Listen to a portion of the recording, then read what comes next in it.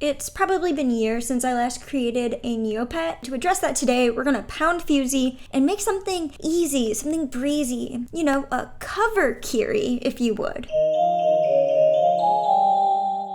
Fusey, don't even try to guilt me. You had your chance. You had your shot at the lab ray. Technically, I could morph any pet that I want using potions, because I have quite a few Neopoints right now. But we're gonna start with just a pet that we could create, and I want something that's like glamorous. For one reason or another, I've really started to like Kyries lately, so we're gonna go ahead and go with a Kyrii. For the name, we're gonna go ahead and go with Clump Crusher. Why Clump Crusher? So I wanted to make a royal girl Kyrii, and I was thinking about like glamour and beauty, and for some reason, I just decided to look up and see if Clump Crusher was available, and it just so happens to be my favorite mascara, and the name was available. So, long story short, we're gonna have a royal girl Kyrii named Clump Crusher. Deal with it. Interesting tidbit, when I posted on the subreddit about having created Clump Crusher, user PixieDust1110 on Neopets commented about how they created the pet cover girl after the purge, and that was a very cool name. However, I'm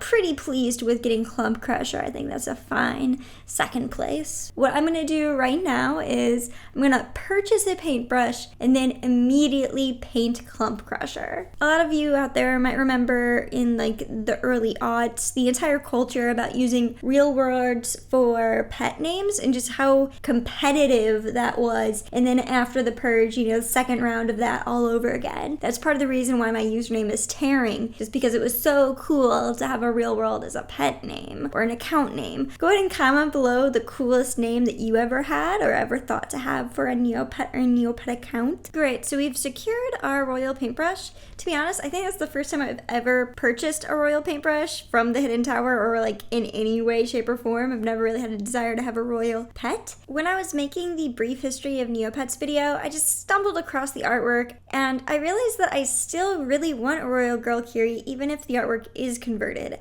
I think the design is pretty solid and I love the colors. I'm not quite sure if she's going to stay a royal girl Kyrii, just like for now at least. She might become a Drake later or something. I don't know. Not decided.